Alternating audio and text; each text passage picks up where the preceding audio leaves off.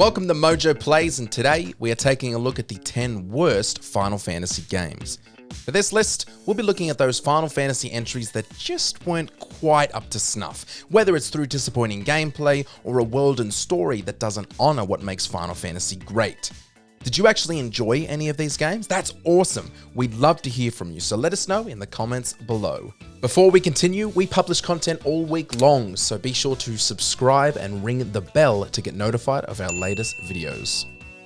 Final Fantasy XII. One of these days, I'll fly an airship of my own. I'll be a sky pirate. In the last 10 years, RPGs have begun moving away from the classic turn-based formula that was such a huge part of the genre. When Final Fantasy XII released in 2006, some players were not ready for the sharp turn the series took with its combat system. Over time, people have returned to appreciate it as a transition game into the current RPG style seen in Final Fantasy XV and Final Fantasy VII Remake.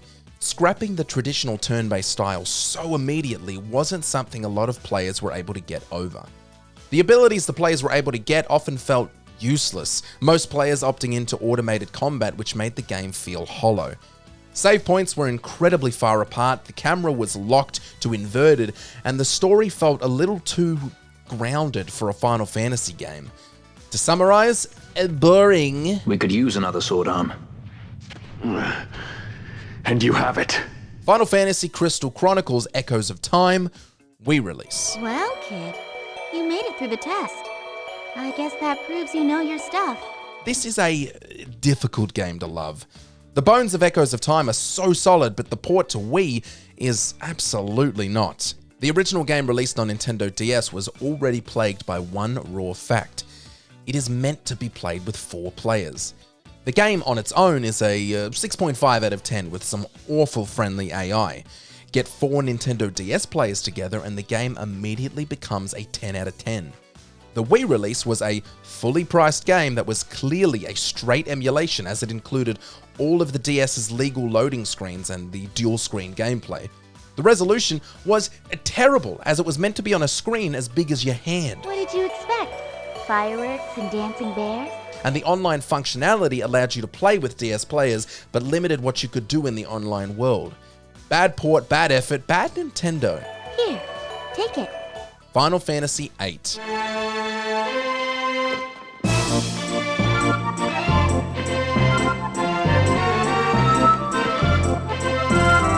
A handful of fans, including myself, actually really loved Final Fantasy VIII, but it doesn't take a genius to see why the majority of Final Fantasy fans see this entry as the spoiled meat between the 2 beautiful fresh pieces of bread that were Final Fantasy VII and IX.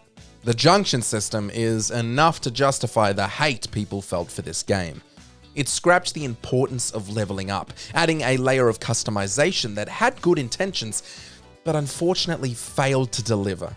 It often felt convoluted and added a second grind on top of the leveling grind. This game had more grind than Tony Hawk's Pro Skater.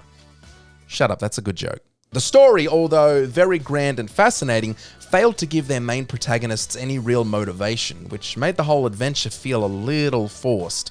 Let's also not forget that throughout the game, and just as you were getting into the story, you would be sucked out to play the Laguna dream sequences, which on their own were fine, but when they stopped you from playing the story you cared about, it was like being bear-hugged by Ifrit. Final Fantasy.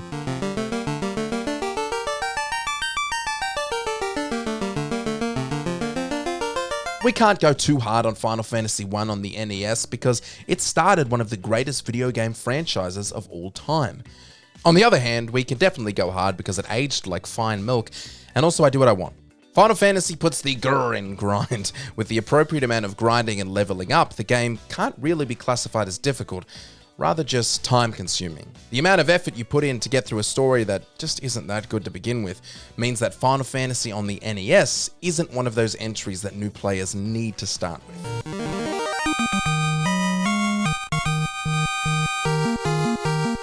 Final Fantasy II.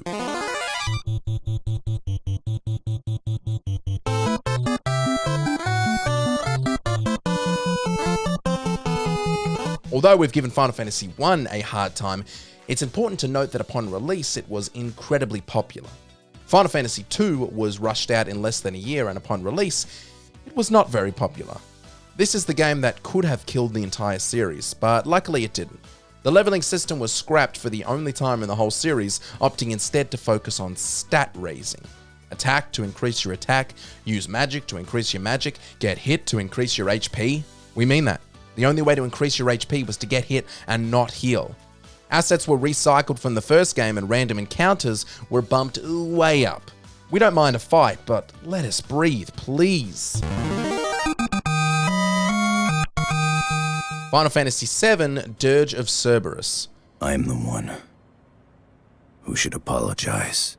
If you were to pick a character from Final Fantasy VII to make a spin-off game with, how far down the list would you have to get before you got to Vincent Valentine? You're really not a bad bloke, are you, Vincent? Vincent is a dark, mysterious, and easily forgettable character who never gets past his moody, brooding phase. This makes him an eye roll in character design as the game has aged. Also, he's a secret character, so you can literally play the entire game without ever meeting him.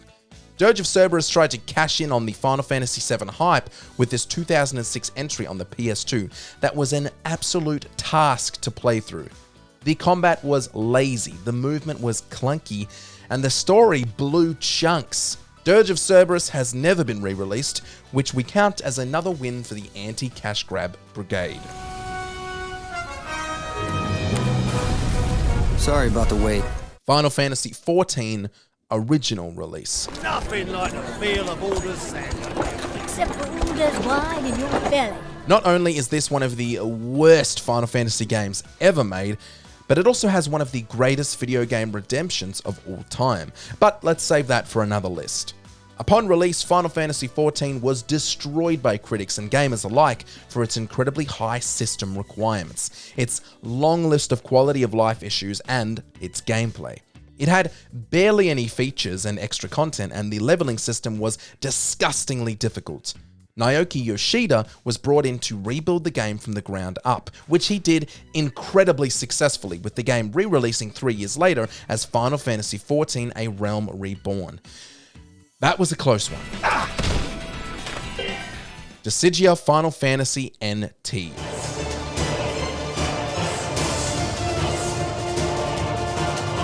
Dissidia Final Fantasy on the PSP was an absolute banger. It took all the fan favorite characters from the first 10 entries and combined them into a fighting game RPG with an overarching story that gave them a loose context.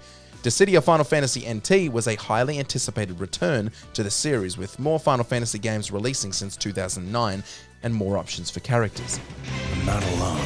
I have friends.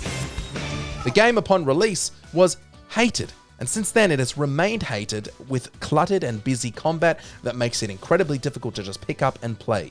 The biggest issue doesn't even lie within the game, but rather the paywall character unlocks, the awful matchmaking system, and the writing that didn't honor the personalities of the characters they were featuring. I could get used to working with you. Dissidia, more like disappointing game devs who don't know what they're friggin' doing. Okay, that's a bit of a mouthful. Let's just stick with Dissidia. Let blood stain the battlefield! As long as it doesn't stain my breeches! Final Fantasy X Part 2. YRP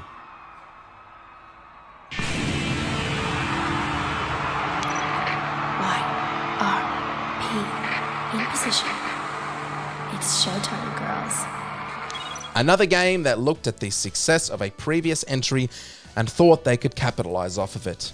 Okay, let's not make the same mistake as Dirge of Cerberus. We'll set it in the same map, in the same style. We'll have all of our favorite locations explorable again, and we'll use fan favorite characters to lead the expedition.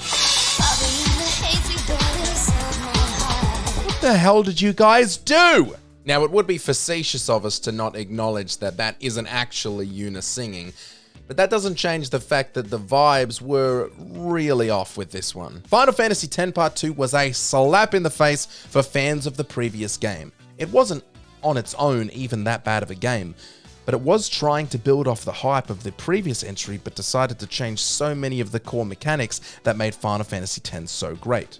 Final Fantasy X Part 2 crashed in its own hype. It should have been remembered as a true sequel, but instead was relegated to a don't worry about playing that one game. You haven't changed a bit, Tubby. Final Fantasy 13. The 13 days after we awoke were the beginning of the end. The constant and unending line you hear in defense of Final Fantasy 13 from those who enjoyed it is this: it gets really good after about 20 hours or so. Are you joking? So far, so good. What kind of selling point is that? That's like saying, hey, that burger you're eating is terrible, I know, but it gets really good after the vomiting and diarrhea passes. Final Fantasy 13 is incredibly slow, and it's aggressively linear. The game takes 20 hours before it reaches the open world, this opening 20 hours being playfully labeled corridors and cutscenes by fans of the game. The main cast is just incredibly unlikable, which makes it difficult to invest in the story. I'm not your sister. You couldn't protect her. It does seem, however, that the story has some of the most interesting writing and plot lines that we've seen in the entire franchise. It's just too bad nobody will ever get to see it. Well, since we're here, let's look around. Did you enjoy this video? Check out these other clips from Mojo Plays and be sure to subscribe and ring the bell to be notified of our latest videos.